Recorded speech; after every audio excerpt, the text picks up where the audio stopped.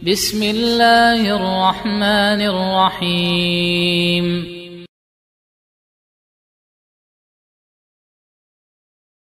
Insyaallah ta'ala kita akan mempelajari sebuah kitab yang sangat agung, kitab Thalathatul Usul wa Adillatuha, 3 landasan utama dan dalil-dalilnya. 3 landasan utama maknanya adalah mengenal Allah, mengenal agamanya Islam, dan mengenal nabinya Muhammad sallallahu alaihi wasallam. Dan ini adalah ilmu yang paling penting dalam hidup kita. Oleh karena itu sebelum kita lanjutkan, saya ingatkan ikhwan dan akhwat sekalian untuk kita serius dalam belajar, memperhatikan dengan baik, karena kita sedang ibadah. Beribadah kepada Allah harus dengan keseriusan, kekhusyukan. Kita bukan sedang mendengarkan pembicaraan-pembicaraan yang sia-sia, tapi Al-Quran dan Sunnah Nabi Sallallahu Alaihi Wasallam. Maka inilah ilmu yang paling penting yang harus kita pelajari. Karena inilah ilmu yang akan menjadi kunci jawaban terhadap pertanyaan malaikat Munkar dan Nakir. Pertanyaan yang apabila kita bisa menjawabnya, maka kita dijamin selamat. Tapi kalau kita tidak bisa menjawabnya, maka kita akan celaka. Sebagaimana dalam hadis Utsman bin Affan radhiyallahu anhu, Rasulullah sallallahu alaihi wasallam mengingatkan, "Innal qabra awwalu manazilil akhirah. Faman naja minhu fama ba'dahu aisaru minhu, wa man lam yanju minhu fama ba'dahu ashaddu minhu. Wa ma ra'aitu manzaran qat illa wal qabr afdha minhu." Sesungguhnya kuburan itu, kata Rasulullah sallallahu alaihi wasallam, adalah persinggahan yang pertama di negeri akhirat. Barang siapa yang selamat di perjalanan pertama ini, maka perjalanan berikutnya semakin mudah. Tapi barang siapa yang tidak selamat, perjalanan berikutnya semakin berat. Kemudian Rasulullah SAW mengatakan, tidaklah aku melihat suatu pemandangan yang mengerikan kecuali kuburan lebih mengerikan. Jadi jemaah sekalian, ini adalah penentu saat kita masuk ke alam kubur, bagaimana nasib kita di perjalanan berikutnya. Maka barang siapa yang bisa menjawab pertanyaan Munkar dan Nakir, man rabbuka, siapa Rabbmu, wa madinuka, apa agamamu, wa man nabiyuka, siapa nabimu. Barang siapa yang bisa menjawab Rabbi Allah, Rabbku adalah Allah, wa dini al-Islam, agamaku adalah Islam, wa nabiyyi Muhammad sallallahu alaihi wasallam, nabiku adalah Muhammad sallallahu alaihi wasallam, maka dialah yang selamat. Tapi barang siapa yang tidak bisa menjawab, maka dia tidak selamat. Namun jamaah sekalian, ujian ini tidak bisa dijawab dengan hafalan. Walaupun kita sudah hafal jawabannya di dunia, kita tidak akan bisa menjawab. Ujian ini hanya bisa dijawab dengan ilmu yang iman kita dibangun di atasnya, kemudian amalan kita. Itu yang bisa menjawab. Ilmu yang melahirkan keimanan dan melahirkan amalan. Maka disinilah pentingnya kita mempelajari. Hanya orang yang mempelajari berdasarkan ilmu dan mengimaninya serta mengamalkannya yang bisa menjawab.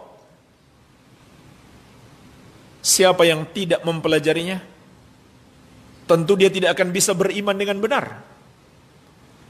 Tentu dia tidak akan bisa mengamalkan dengan benar kalau dia tidak pelajari. Maka tidak mungkin dia bisa menjawab.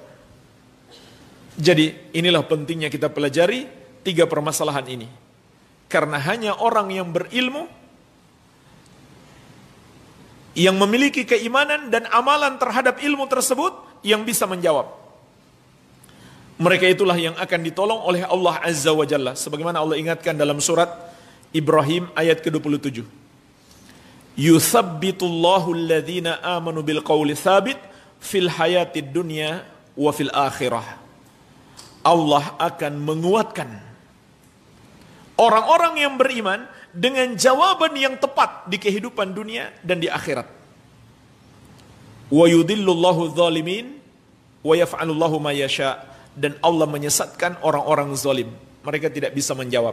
Walaupun di dunia mereka sudah tahu jawabannya, tapi Allah sesatkan mereka sehingga mereka tidak bisa menjawab. Karena dulu di dunia mereka tidak memiliki ilmunya dengan benar, tidak pula mengimaninya, tidak pula mengamalkannya. Dan Allah melakukan apa saja yang Dia kehendaki. Iya. Jadi ayat ini menjelaskan kepada kita yang bisa menjawab pertanyaan dua malaikat ini hanyalah orang yang mempelajari ilmunya, kemudian membangun imannya dan amalannya di atas ilmu tersebut. Oleh karena itu marilah kita pelajari kitab ini. Semoga Allah Azza wa Jalla memberikan pertolongan kepada kita untuk menyelesaikan kitab ini. Jemaah sekalian, kitab ini ditulis ulama besar Ahlus Sunnah wal Jamaah dari abad ke-12 Hijriah. Jadi beliau dari 2 abad yang lalu. Syekhul Islam Al-Mujahidul Mujaddid Al-Imamul Allamah Asy-Syaikh Muhammad At-Tamimi rahimahullahu ta'ala rahmatan wasi'ah. Dan setelah buku ini ditulis, para ulama-ulama besar dari masa ke masa membuat atau menulis kitab syarah terhadap buku ini, atau mengajarkan dalam majelis-majelis mereka. Makanya kitab ini ada syarah Asy-Syaikh Al-Allamah Abdul Aziz bin Baz rahimahullahu ta'ala. Juga ada syarahnya Asy-Syaikh Al-Allamah Muhammad bin Shalih Al-Utsaimin rahimahullahu ta'ala. Juga ada syarahnya Asy-Syaikh Al-Allamah Shalih Al-Fauzan hafizahullahu ta'ala. Dan masih banyak lagi. Ini menunjukkan kepada kita perhatian ulama terhadap kitab ini, bahwa kitab ini adalah penting. Bahkan jemaah sekalian, Syekh Shalih Al-Fauzan hafizahullah, ulama besar Ahlus Sunnah di abad ini, seringkali beliau melakukan perjalanan jauh untuk berdakwah. Yang beliau bahas kitab ini. Seringkali beliau hanya membahas kitab ini. Karena inilah sebenarnya yang paling dibutuhkan oleh kaum muslimin. Ilmu apa lagi yang lebih penting daripada ilmu tentang Allah, tentang agamanya, dan tentang Nabi Muhammad SAW. Ilmu apa lagi yang lebih penting daripada ilmu yang menyelamatkan kita dari azab Allah. Jadi ini ilmu yang paling penting, yang harus kita pahami dengan baik. Kemudian jemaah sekalian, kitab ini memiliki 3 muqaddimah. Memiliki 3 muqaddimah yang sangat penting. Muqaddimah yang pertama membahas tentang 4 kewajiban setiap muslim dan muslimah. Adapun muqaddimah yang kedua membahas tentang 3 akidah yang paling mendasar dalam keimanan setiap muslim. Kemudian muqaddimah yang ketiga membahas tentang agama Nabi Ibrahim alaihi salam. Mengapa agama Nabi Ibrahim alaihissalam? Nanti akan kita jelaskan insyaallah ta'ala. Baik. Penulis rahimahullahu ta'ala memulai kitabnya dengan basmalah. Sebelum kita masuk muqaddimah, kita bahas sedikit tentang basmalah. Jemaah sekalian, para ulama menulis kitab-kitab diawali dengan basmalah. 5 faidah. Faidah yang pertama, untuk meneladani Al-Quranul Karim. Kitab Allah yang mulia dimulai dengan basmalah secara tertulis. Bahkan semua surat juga dimulai dengan basmalah kecuali surat At-Taubah. Walaupun membacanya harus dimulai dengan isti'adah atau ta'awudz, a'udzubillahi minasyaitonir rajim. Yang kedua, untuk meneladani Rasulullah sallallahu alaihi wasallam. Surat-surat beliau juga dimulai dengan basmalah. Seperti surat beliau kepada Heraklius, penguasa Romawi. Sebagaimana dalam hadis Ibnu Abbas radhiyallahu taala anhuma yang diriwayatkan Al-Bukhari dan Muslim. Isi surat Nabi sallallahu alaihi wasallam dimulai dengan Bismillahirrahmanirrahim. Min Muhammadin Abdillahi wa Rasulih ila Herakl azimir Rum. Bismillahirrahmanirrahim, dari Muhammad, hamba Allah dan Rasulnya, kepada Heraklius, penguasa Romawi. Isi suratnya adalah mengajak dia masuk Islam dan memberikan ancaman. Kalau kamu nggak masuk Islam, kamu akan menanggung dosa kaummu. Surat para nabi terdahulu dimulai dengan basmalah. Seperti dalam surat An-Naml ayat 30.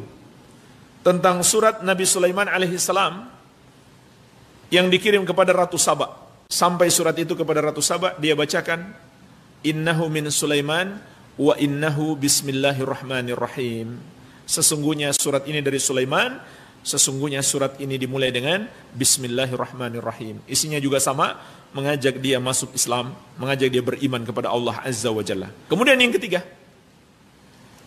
isti'anatan billahi Azza wa Jalla. Untuk meminta pertolongan kepada Allah Azza wa Jalla. Mengapa kita mulai dengan basmalah? Dan ini dianjurkan dalam setiap aktivitas kita. Kita mulai dengan menyebut nama Allah. Kecuali kalau sudah ada lafaz yang khusus, maka ucapkan lafaz yang khusus. Kalau tidak ada dalil menyebutkan lafaz khusus, maka mulailah dengan bismillah. Itu sunnah. Untuk apa? Untuk minta tolong kepada Allah Subhanahu wa taala. Makanya kata para ulama, huruf ba dalam bismillah disebut ba'ul isti'anah. Sehingga bismillah maknanya asta'inu billah, aku mohon pertolongan kepada Allah.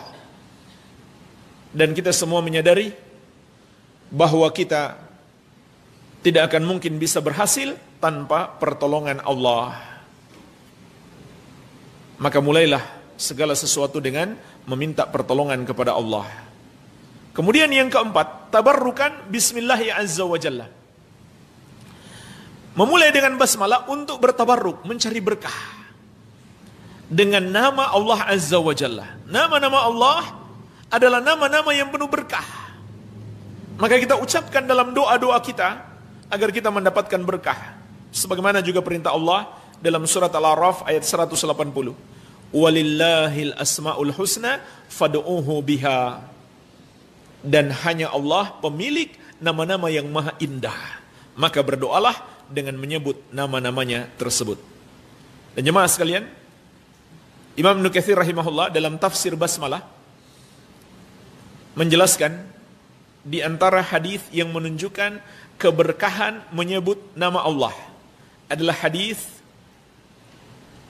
yang diriwayatkan Imam At-Tirmidzi dari sahabat yang mulia Usamah bin Umair radhiyallahu anhu. Sahabat ini menceritakan, aku pernah dibonceng oleh Rasulullah sallallahu alaihi wasallam di atas hewan tunggangan. Kemudian di perjalanan hewan itu tergelincir. Maka aku pun berkata, ta'isa syaitan, celaka setan. Maka Nabi SAW bersabda kepadanya, la taqul ta'isa syaitan, jangan kamu katakan celaka setan. Fa innaka idza qulta dzalika ta'azam hatta yakuna mithlal bait wa yakul bi quwwati. Karena kalau kamu katakan seperti itu, ya, kalimat buruk, kalimat mencerca, mencaci maki, maka justru setan itu akan membesar sampai seperti sebuah rumah, lalu dia berkata, dengan kekuatanku. Walakin kul bismillah, tapi ucapkan bismillah. Fa innaka idza qulta dzalik tasaghar hatta yakuna mithla adz-dzubab. Karena kalau kamu ucapkan bismillah, maka setannya akan mengecil sampai seperti seekor lalat.